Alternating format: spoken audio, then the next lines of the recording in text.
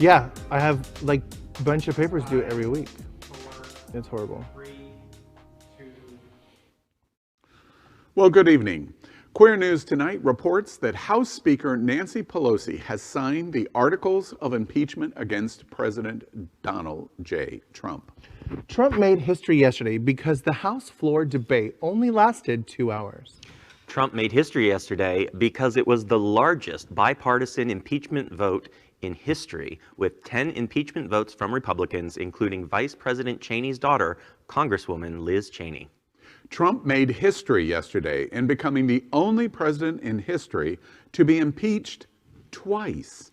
And today, after 4 weary years over Donald J. Trump, all of the LGBTQ community celebrates this history. So welcome to Queer News Tonight, the world's first and only LGBTQ daily evening news. It's time to queer up the news. We're going to show you tonight how a gay father shares wholesome sex advice with his gay son. And in the big finish, the hot new food in Europe, live mealworms. And in the big finish, the Puerto Vallarta boat disaster immortalized. Well, at least in t-shirts. And spoiler alert, it's like selling Life Vest on the Titanic. Tonight, we give you the first look at a new art book that shows us the beauty of New York's queer community. And in the big finish, Trump thanks his only loyalist, Rudy Giuliani, by telling staff, don't pay him. Wow. So good evening, LGBTQ world. It's 7 p.m. Thursday, January 14th, and we are literally out of the closet and into the headlines. So many of your important stories we're going to tell this evening on Queer News Tonight. The world's first live daily queer evening news show, Out of the Closet and Into the Headlines on Q News Tonight. Well, thank you for joining Queer News Tonight. This is a live, unedited LGBTQ evening news show. Whatever happens, you're going to see it. And with Misty and Ty, oh, it's going to be good. This evening, we bring you the news of and a perspective representing the LGBTQ community from South Florida, America, and across our world. I'm your Queer News Tonight anchor, Al Ferguson, and tonight, let's welcome anchor Misty Eyes. She is the Director of Transgender Services, Women's Services, and Training Education for SunServe, a model social service agency serving the LGBTQ community with compassionate and progressive care. Good evening, Misty, and welcome back as well. Thank you so much. It's glad to be back. My homework has been super heavy and I had to take a long break, but I'm only here for my birthdays tomorrow. Special little hi. Nice. Also, I want to invite you guys on Monday and Tuesday. We're having a benefit for our AIDS walk at Hunter's Nightclub. If you want to sign up for, if you can sing, please come and sing your ass off on Monday and Tuesday night. Sign up at sunserve.org/karaoke. And if you just want to give some money, go to sunserve.org/Misty and please help donate to our AIDS walk. Thank you so much. I have so missed those glass-breaking moments. You say that with love, I can tell. Next, let's welcome anchor Dr. Ty Hauser. He is an associate professor of English and Humanities at Broward College. For extended periods, he also teaches for international colleges in China, India, Spain, and Bolivia. Plus, he also serves as our progressive college professor host on Gay Town Hall, live every Thursday night and tonight at 8 p.m. Good evening, Ty. Good evening, Al. And just to let you know, America, just like Donald Trump, Al has me censured. I'm not allowed to speak. That's exactly right. You say that like it's not true. Tonight, we begin with the queer headlines. The LGBTQ community in South Florida and across America is diverse.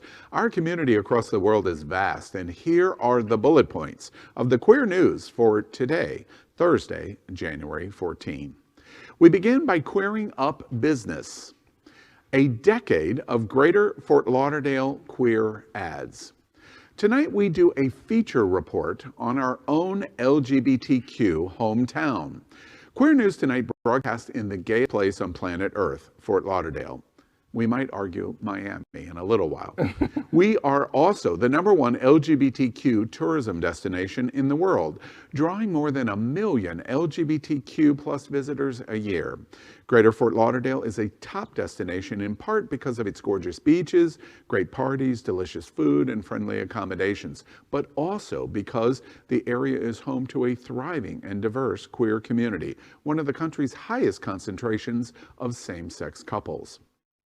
One of the first cities to enact non-discrimination legislation, it now hosts numerous LGBTQ plus events, including the annual Southern Comfort Transgender Conference and the upcoming inaugural of Pride of the Americas. The Greater Fort Lauderdale Convention and Visitors Bureau has long been breaking barriers and leading the industry toward greater inclusion of all people, regardless of sexual orientation, gender, identity, body size, race, or ability. The Bureau's Diversity, Inclusion, and Equity Department, led by Richard Gray, was the first of its kind arm specifically aimed at improving diversity and welcoming LGBTQ plus visitors. Over the years, the Greater Fort Lauderdale Convention Visitors Bureau has demonstrated its commitment to diversity through inclusive advertising campaigns beginning in 1996 with the original ad for the Rainbow Market. Gray recalls, quote, "It was called Immerse Yourself, and we modeled it on Greg Louganis as he used to train here in Fort Lauderdale. It was a guy underwater who had just dived into a swimming pool." That LGBTQ advertising campaign literally changed the LGBTQ advertising world. Here are some of the best queer inclusive ads. In 2010, Mild to Wild, the ad ran globally in both LGBTQ publications and mainstream outreach. It won a Gold Addy Award from the American Advertising Awards. In 2016, where happy meets go lucky, in 2016, Greater Fort Lauderdale became the world's first destination to hire transgender models and market to the trans community. This ad won HSMAI Adrian Platinum Award for Destination Inclusion. That year, the HSMAI Adrian Awards in New York, the agency received a Platinum Award for Destination Inclusion for their commitment to the trans community. Gray recalls, quote, "This also included our historic launch of Hello Good Life, that we released a video in Times Square in New York City that ran on a billboard right next to the Lion King, which featured Isabel Santiago, a former Miss World transgender." 2018 gave us Open Hearts Wanted. This won another Addy Award. Gray said, quote, "This is one of my favorites." Like most of the agency's ads, this one featured locals, a real lesbian couple who lives in Fort Lauderdale. 2018, Greater Together, and another award-winning campaign on diversity. An advertising challenge that diversity benefits the entire broader community and destination. 2019, we have Sirens Wanted. In 2019, GFL CVB launched Sirens Wanted with LaShawn Beyond from RuPaul's Drag Race Season 4, one of Al's personal favorites. Gray said, quote, "We did a series of ads with her and also hired her to do New York Pride with us," end quote.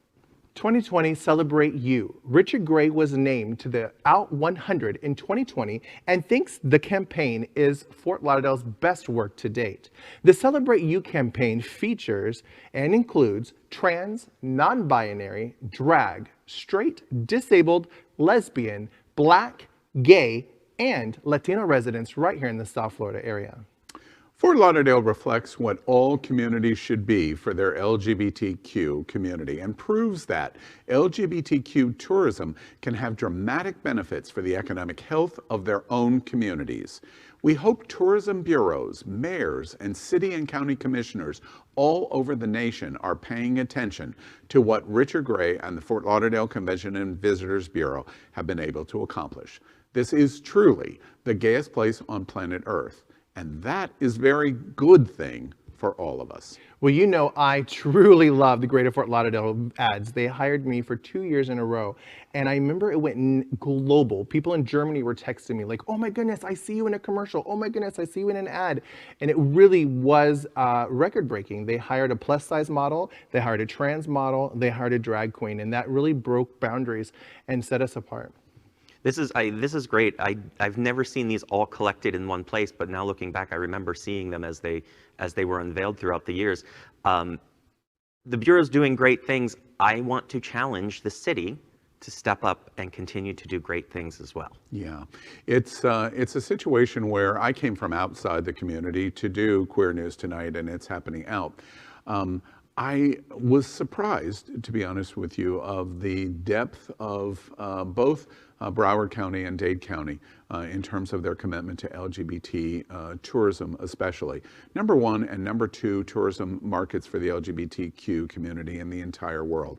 And this is a nice retrospective to remind us that tourism can lead the way in diversity and inclusion, in opening a community's mind, not only for the residents of the community, but for their state and really the nation as a whole. Congratulations to everyone in Broward County and the Fort Lauderdale Convention and Visitors Bureau. Well, next we're going to queer up LGBTQ's salute, and we're going to do this every day until the inaugural next week. LGBTQ America's salute to Trump farewell and forever. The bizarre story of New York's fake Donald J. Trump State Park. New York Mayor Bill de Blasio is tearing the Trump name off 2 ice skating rings, a carousel, and a golf course, breaking the city's contracts with the Trump Organization on a loophole in the management contract with associates committing criminal activity. The city has decided that the Donald is a criminal, and the Trump Organization will now lose $17 million a year in fees from the city. So Queer News Tonight wonders if it's not also time for Governor Andrew Cuomo to rid the Empire State of a monument to Trump's criminality. And it's called the Donald J. Trump State Park in Mahopac, about an hour north of New York City. And this is true. It's a real state park. Donald J. Trump State Park is approximately enough, not even a park. If you try to visit you'll only find a parking lot and some utterly unremarkable woodland with a few paths, no signs or markers that hikers have worn down over the years. There are also the remains of a few abandoned structures, but don't go inside because they're full of asbestos. What will you find, however, are massive signs on both sides of the Taconic State Parkway blaring about Donald J. Trump State Park. That's right, there's no Trump Park, only signs advertising a Trump Park. The perfect metaphor for Trump himself. A P.S. We could have also done this story in The Big Finish. Hashtag Trump is done. Next we queer up gay culture. Gay father shares wholesome sex advice with his gay son. A gay dad is being praised for his parenting skills and the support he shows his son. The 2 men took part in a video series called Truth or Drink for media brand Cut. The older man, Craig, adopted his son Austin when the boy was 13. Austin's current age is not mentioned, but we'd like to guess he's in his early 20s. In this video, Austin says he was, quote, noticeably gay, end quote, from a very young age. He explains that his biological parents were homophobic. The 2 men discussed what they think of the label queer. Austin asks his dad who his first queer crush was, and Craig reveals, to no surprise, it was Rob Lowe in the movie About Last Night. Of course it was. In his tidy whities, he also mentioned. He then asked what the queerest thing each of the other has done. Austin reveals his father, Craig, used to be a well-known drag queen. One thing both men declined to answer, and opting to sip a drink instead, is whether they're top, bottom, or versatile. I'm not surprised by that. When you see the entire segment, there is no LGBTQ child that doesn't wish for a father that is so unconditionally supportive of their child. This is an absolutely beautiful story, and I love that Austin was able to sit down and have this conversation with his father. I hope that kids younger than Austin all around the world get to see this. And Austin, if you're listening, I love that you have a father, but if you're looking for a daddy, girl, call me. Wait, you're reaching out for trade? Is that what you just did? She's too young for you, girl. Yeah, too young. Definitely too young. I encourage you to watch the video. It was breathtaking to me. when I watched it, I kept thinking for myself personally, this was an impossibility for me. I could have never, ever had conversation and a drinking game with my father like that. And I was just so jealous of the chemistry that they had. It's so beautiful, it's touching, and quite honestly, I think all LGBTQ people wish to have parents like this, but after watching this video, I think any child would want a parent like this. In fact, I want you to watch this little clip right now. Who's the oldest person you've dated? Dated or had sex with? Both, it don't matter. I think the oldest I probably had sex with was definitely in their 50s. Was that for money? Shut up. Are you top, bottom, and verse? I really like. Can we just move on to the next? Cheers, kid. Do you have any sex advice for me? Absolutely. Enjoy it. It's not bad. It's one of the most potent and beautiful things two people can ever share. Well, sometimes it's more than two. Oh.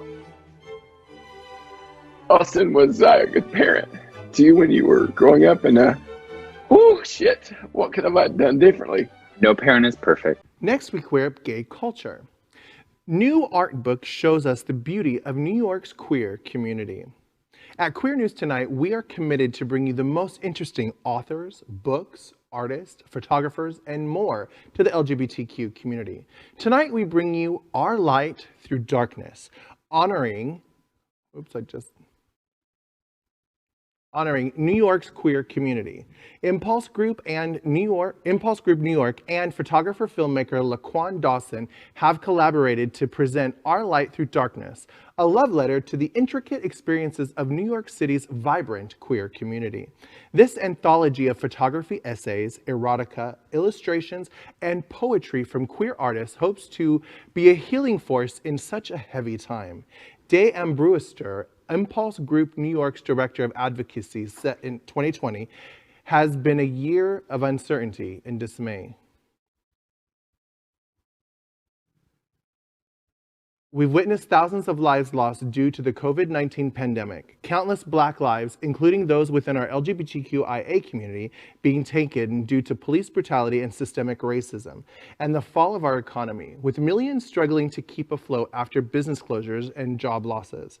In the spirit of our year's theme of transparency, we challenge the community to exude authenticity through owning one's truth, unique qualities, and identities.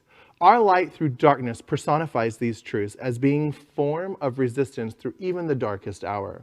This is a visual manifesto for queer liberation, acceptance, and infinite visibility. This is our love letter to you. Everyone at Queer News Tonight could not agree more, and we encourage you to visit their social media pages for complete details. Next, we shall queer up entertainment. Brendan Fraser to play a 600-pound gay recluse in the new movie, The Whale. Actor Brendan Fraser, 52, is to star in the next movie project from the acclaimed Oscar-nominated director Darren Aronofsky. The Whale is adapted from a play of the same name by Samuel D. Hunter. It made its debut off-Broadway in 2012 and won a clutch of prizes, including a Drama Desk Award for significant contribution to the theater and a GLAAD Media Award. According to Variety, The Whale focuses on a 600-pound middle-aged man named Charlie living on the outskirts of Mormon County in Idaho, and his attempts to reconnect with his 17-year-old daughter. The two became estranged after Charlie, an online writing instructor, abandoned his family for his gay lover, who later died. The man's death triggers Charlie to turn to compulsive eating to cope with his grief. Well, that is our queer headlines for today, so let's catch up on the LGBTQ news surrounding COVID-19 with our special segment called Quarantine Quickies. Tonight, we report the devastating effect coronavirus has had on the American and worldwide LGBTQ community in total number of cases and deaths. So let's queer up Quarantine Quickies. Vaccines and masks. Biden plan aims to break the pandemic cycle. A coronavirus action plan being unveiled by President-elect Joe Biden centers on a mass vaccination campaign and closer coordination among all levels of government. The Biden plan comes as a divided nation remains caught in the grip of the pandemic's most dangerous wave yet. So far, more than 380,000 Americans have died. Biden hopes his multidimensional strategy, expected to be detailed in a speech just tonight, will put the country on the path to recovery by the end of his first 100 days. Biden said after getting his second vaccine shot, quote, "It's going to be hard. It's not going to be easy, but we can get it done," end quote. A more disciplined focus on vaccination is the new and widely anticipated game-changing element, but that's far from the whole story. Biden is asking Americans to override their sense of pandemic fatigue and recommit to wearing masks, practicing social distancing, and avoiding indoor gatherings, particularly large ones. That's still the surest way to break the COVID-19 wave, with more than 4,400 deaths reported just on Tuesday. Biden has also talked about asking Congress to pump more money to states to help their efforts to contain the pandemic and replenish depleted coffers that pay for basic services. And Democratic lawmakers are eager to push for $2,000 economic stimulus payments to Americans. According to Dr. Lena Wen, public health expert and emergency physician, Biden's biggest challenge is to, quote, "win the hearts and minds of the American people to follow his lead." Next Wednesday, when Biden will be sworn in as president, it will mark the 1-year anniversary of the first confirmed COVID-19 case in the United States. I am so sick of COVID-19, and I am pleased to tell you that yesterday I got my first vaccination shot. So I am here to herd immunity. Yeah, great. Yeah, great. You know, it's amazing that it's 1 year to the date, and Biden already has a plan that is more complete than the president could ever come up with. Yeah. Had the president even begun to thought about this in January of last year, we might have not had the problems that we've had. You know, the soundbite moment yesterday in the impeachment hearings, besides the historic nature that the entire LGBTQ community celebrated, the soundbite moment came right after Nancy Pelosi certified the impeachment. And a senator commented to MSNBC that in the midst of the certification of impeachment, that in 2021, Donald Trump had not publicly used the word COVID-19 or anything related to it a single time. Wow. And nearly 30,000 people have died in the month of January, and the President of the United States has not mentioned it. It tells you everything that you need to know about our president and COVID. That is our COVID news for tonight. Next, we report that Happening Out Television Network helps support our LGBTQ community. An example is Sunshine Cathedral, the world's largest queer church here in Fort Lauderdale, and we are broadcasting from our permanent set in supporting that partnership. The network broadcasts the largest LGBTQ religious broadcast in the world, with more than 30,000 people watching every Sunday at 10:30 a.m. Eastern, and it's totally live. We encourage you to tune in. Our campaign of sponsorship proudly supports Sunshine Cathedral is my queer church.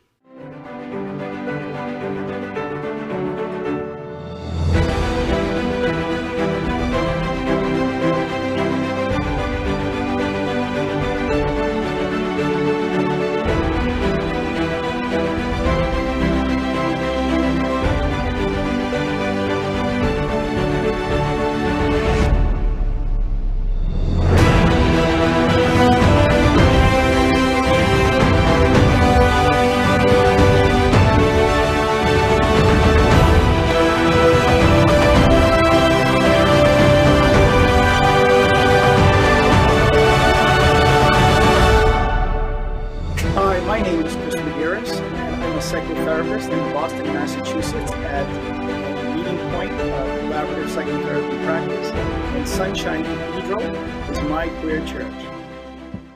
We'd also like to thank our set designer, Conceptual Modern Living here in Fort Lauderdale, for making this set and this amazing queer church campus possible. Finally, We thank Queer News Tonight's hotel sponsor, Best Western I-95 Fort Lauderdale. This is the closest and best choice to the famous Wilton Drive, and our hosts and guests stay at this LGBTQ ally partner. We encourage you to stay here when visiting South Florida. Well, Queer News Tonight is proud to launch our new Thursday night business professional segment we are calling NetWerQ with a Q, where we highlight and network live with local LGBTQ business leaders, individuals, and organizations from around South Florida. Make sure to now follow Queer News Tonight along with all of our Happening Out television network shows on the business professional and employment-oriented online service platform, LinkedIn. Tonight's segment features the official accredited destination sales and marketing organization for Miami-Dade County, the Greater Miami Convention and Visitors Bureau. As a global leisure and business destination that delivers culturally rich, diverse, and innovative experiences inspiring boundless passion in visitors and residents alike, the GMCVB's mission is to generate travel demand to Greater Miami and its beaches to maximize economic impact to our community, ensure industry resiliency, and elevate the resident quality of life. Leading their LGBTQ marketing division is Director Dan Rios. Since joining their marketing and tourism division in 2002, he has dedicated over 25 years to marketing and communication design. The LGBTQ marketing division promotes Greater Miami as one of the premier LGBT destinations in the world. The division aims to market and make it abundantly clear that Greater Miami welcomes all LGBTQ visitors to our community. Let's please welcome the GMCVB Director of LGBTQ, lots of letters there, marketing to our NetWerQ business professional segment on Queer News Tonight. Welcome, Dan Rios. Thank you, Al. Great to be here. You did a great job on that intro. Thank you. Yeah, well, very good. Dan, Miami is one of the preeminent LGBT destinations in the world. All stop. Full stop. Without a doubt. No, we've been talking to the LGBTQ community for more than 2 decades now, really.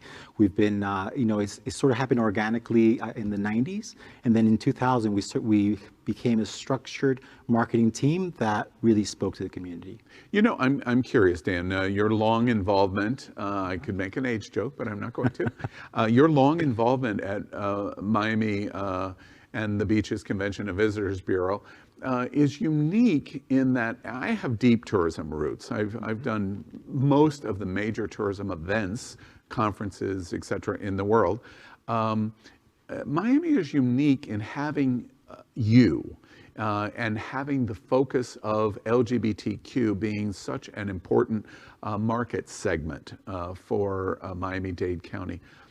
Most bureaus do not have that kind of representation. What brought Miami to their decision-making to do that? You know, that's a great question. I believe that it has to do with the commitment of the government officials, our local government. The city of Miami Beach is a great friend to the community, and they recognize the importance of the LGBTQ visitor. From the 90s, really the 80s and 90s of the golden era with Versace days and all that. So they've made a decision to really focus exclusively on that market to welcome them. And it really is, such a large destination that it really does take me to do it. And by the way, I started when I was just 20 years old. Yes. All right. I'm going to fact check you. I'm in the news, Dan, so I'm going to fact check you later.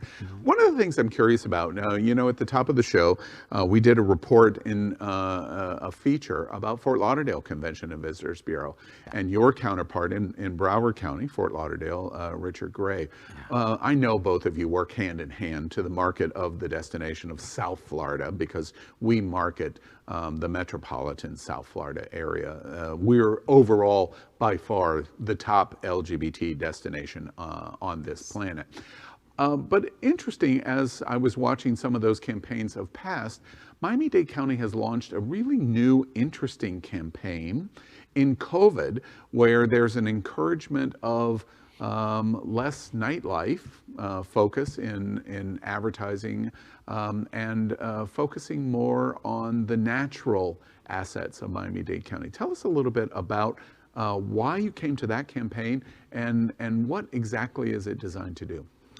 Well, we actually started to brainstorm that campaign back in 2019 when there was a lot of discussion of over-tourism. We knew that all of our guests, for the most part, they come and they stay in downtown or Miami Beach. That's where our hotel inventory is. But we wanted to really put a spotlight on the rest of the destination and highlight what it offers. And we really took that spotlight and shifted it west to look at our national parks, Biscayne National Park and Everglades National Park, which really we are one of the few, we're actually the only county in the country that has 2 national parks. So that's really something that we wanted to use as our pillars for the new messaging. And that campaign was actually released in early 2020. But then it was pulled just 3 weeks after. But we knew at that moment that... So it wasn't designed for COVID? No. Yeah, it was actually designed for over-tourism and, diversification, but it's fortuitous because it worked beautifully for the COVID and our response. That is part of Miami Shines it's an umbrella program called Miami Shines. Miami Land is part of that. It speaks to the consumer and it really highlights those natural assets. Yeah. So what I had to do is I had to come in, because this is a mainstream campaign, and I had to talk to the community, identify members of the community to highlight the LGBTQ community in different outdoor scenes. And I aligned a photo shoot that used 47 members of Miami's LGBTQ community. And we shot over 23 destinations. It took about 3 months of planning and 2 months of shooting. And that really complements Miami Land very nicely. That's really interesting. Dan, that's the first 1-year COVID story that I've heard that something was planned that actually became a perfect combination to the pandemic that actually hit us. Now, I want to talk about the go forward. I know in Miami-Dade County, not only for the LGBTQ community, but for the Miami and Beaches Convention and Visitors Bureau, Greater Miami, COVID has been devastating. The tourism industry, the segment, we saw the jobs unemployment report today, and they specifically note hospitality issues driving the numbers. For 2021, what's the Convention and Visitors Bureau's thoughts of where we're going to go now? We're in the middle of January. What's going to happen as 2021 unwinds for us in the go forward? What does your crystal ball say is going to happen for the LGBTQ community? Well, we are definitely hopeful, but cautiously so. We are taking it slow. We're looking at quarter by quarter. So right now we're focused on the first quarter of 2021, looking at the events. They've already started to cancel some of our big events that took place in February. Gay Ocho, which is the largest Hispanic LGBTQ festival in the country, that has been postponed possibly till October, but we haven't had a firm decision on that yet. Wigwood, which is a great queer festival that's scheduled. It went in 2019. It was amazing. Yeah, it's great. I love that event, and that's one of the things that I also love to highlight is all these new events that are happening in Greater Miami. That we had such a focus on the big events, like our South Beach Wine and Food Festival, which are great, but it's also important to highlight these events that add the spice to the destination. Winter parties in mid-winter in March, February, March. What's going to happen there? They are continuing, but they've made the decision to go fully virtual. So they are having a series of virtual events.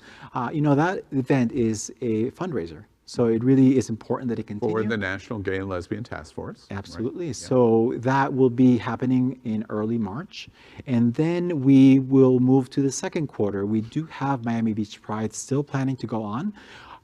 In May, it's been delayed a little bit, but in May we also have, as we come onto the Memorial Day weekend, we have Sizzle Miami Beach and Sweet Heat Miami. Both. And Sizzle is a predominantly African-American themed LGBT event? Correct. Yeah. Okay. Correct. And Sweet Heat Miami is African-American women. Sizzle is African-American men. Okay. So, and they are on, scheduled to go, but they are smaller, more intimate events. They are, pool parties, not these massive beach events like Winter Party or the South Beach Wine and Food. Yeah, and as the year continues, so that takes us into the first half of 21. What do you expect is going to happen for LGBTQ travelers in the second half of 2021? Well, we hope to resume some type of normalcy. The summer is a little slow for us anyway. We dip down, but as we prepare in that slow time and then rev up for the fall, we really do expect to see a lot more with the vaccine rollouts, a lot more visitation, and a lot more comfort from the consumer to actually get outside and be around other people. Because that's really what, it's critical. We can't just go and have events that people are not comfortable showing up Yeah, to. absolutely. And one of the key components, a lot of people do not realize that South Florida, we have the #1 port in the world and the #2 port in the world. And one is Port Everglades in Fort Lauderdale, one is the Port of Miami. I won't say which is one and which is two, because they're really equal in terms of their driving strength. But a lot of people do not realize that they are one of the principal drivers of LGBT tourism in South Florida is the strength of cruising. And so many worldwide LGBT come to South Florida because of a cruise. Have you heard details of what's going to unveil in 21 for cruising? Yeah, that's been hit hard, that industry. It's going to be a year that they have not had any operations. So we're really looking for the second quarter of 2021 when they will start again, and we're really looking forward to that because, like you said, we have pre and post cruising, and both out of Miami, cruise capital of the world, and Fort Lauderdale. I gave you the opportunity to say that, actually. Miami is the #1 cruise destination in the world. But the destinations really complement each other. Yes. We are so different, and the people that come to Miami definitely make a trip up, and vice versa. Yeah. We offer a completely different experience. Yes, absolutely. So you would expect then, from what I hear, by quarter 3, definitely by quarter 4, for international and domestic national LGBT traveling, that cruising will be up and running again. Yeah. Yeah, absolutely. Okay. All right, well, Dan, I just have to congratulate the Bureau, having long and deep roots in tourism. Miami, Greater Miami Convention and Visitors Bureau in Miami-Dade County has done an amazing job for LGBTQ community. You should be congratulated. I can't let you get away, however, Dan. Oh, no. We sit here in South Florida and we say South Florida first. We wave the South Florida LGBT flag first, but then we quietly get into our corners and say, which destination is inching out the other? Is it Fort Lauderdale and Broward County? Because I've got Richard Gray on the phone right now. Oh. He's listening. Or is it Miami, Greater Miami, and Dade County? Which is it? Well, let's just say, we welcome 1.2 million visitors every year. So you said the number earlier for Fort Lauderdale. I won't restate it, but we'll leave it at that. No, I love Richard. I didn't realize to be the LGBT director at Greater Miami, you also had to be a politician. Congratulations to you. Dan, it's been a pleasure having you here with us at Queer News tonight. And we cheer right along with you. 2021. We're going to get back to some normalcy first, and then we are going to bust the doors wide open. That's what's going to happen in LGBTQ tourism. And America, we invite you to look at South Florida. We know you're coming. We can feel that you want to come, and the time is getting there. So Dan, Rios, thank you very much for being with us tonight here at Queer News tonight. Thank you, Al. Thank you for the opportunity. All right. Appreciate it. Well, we're going to end tonight's broadcast with the big finish. Today's silly, or news that entertains all of us in the LGBTQ community. So here we go, the big finish. Did you hear? Well, today the European Union approved as a food live mealworms. They're the hot new food in Europe. Okay, I'm really confused. Didn't a man in China eating a bat that wasn't fully cooked lead to COVID? Why are we still eating live animals? I'm confused. I hate to go back to China with this, but the last time I was in China, they let me try a silkworm. Oh, really? And it tasted bad? It was the most disgusting thing I've ever tried. I roasted a live tarantula on a stick on the street, and did the scorpion tail.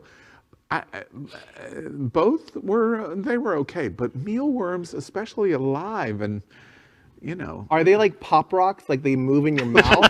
Like, I can't. Well, Al doesn't seem to be getting enough protein lately, so maybe he could try that. Okay, we read between the lines there. Yeah, thank you. Okay, all right, we got it. We heard your joke. All right, let's move on. The big finish. Puerto Vallarta. Puerto Vallarta. Oh, Queens. Well, the boat went down in Puerto Vallarta at New Year's. Well, Puerto Vallarta's boat disaster has now been immortalized. Well, at least in a t-shirt. So if you didn't starve yourself for 6 months so you can go to this clothing optional pool party on a boat, you can now have the t-shirt reminiscing of gays behaving badly. It's like everyone's jumping in trying to save the poppers and the MDMA. Fortunately, nobody died. No, nobody was harmed in the filming and production of this t-shirt. Like other than our reputation. Yes, exactly. Why would you buy it? And it's selling like hotcakes. It's selling like, as you said in the opening, like best on the Titanic. That's how quickly it is. Maybe selling. in a vault somewhere of a gay history. Yeah. All right. Finally, in the big finish. This is so exciting to me. Trump finally thanks his only loyalist, Rudy Giuliani. And he thanks him by telling his staff, don't pay him. So, confession. Oh my God, that hairspray going down his face. I might have looked at Donald Trump's Twitter on a random occasion, and right before it was deleted and permanently banned forever, I saw that most of Donald Trump's tweets were retweets from Giuliani. He was obviously a big fan. Obviously not anymore. Yeah. Rudy, call me and I'll get you some Just for Men, girl. Yeah. Hold on. Wait. Mike Pence, check. Rudy Giuliani, check. It's going to be Jared Kushner, check. Son-in-law. Yeah. He's going to be, he's coming to Mar-a-Lago maybe as early as Sunday. The rumors are that he's going to leave Washington at the end of the weekend. What is he going to do in that 120-room mansion? Sit in it all by himself? Because who's going to be left? Rudy's gone. By the way, Rudy was getting $20,000 a day. Well, no, he wasn't. Well, that's true. That's really, really true. All right. That is today's news for the LGBTQ community on the world's first and only daily LGBTQ evening news show. Is our community important to you? Then help us out. Like us and subscribe and ring my bell for updates. Share this news. We are the only television live video news channel that is out of the closet and into the headlines. We need your support. I'm your anchor, Al Ferguson, and on behalf of returning anchors, Misty Eyes, Misty, you did great. Welcome back. And insert name here. You can ring his bell, ring his bell. Exactly. Ding, ding. Dr. Ty Hauser, we will see you daily and every night at 7 p.m. Good night, America. Good night.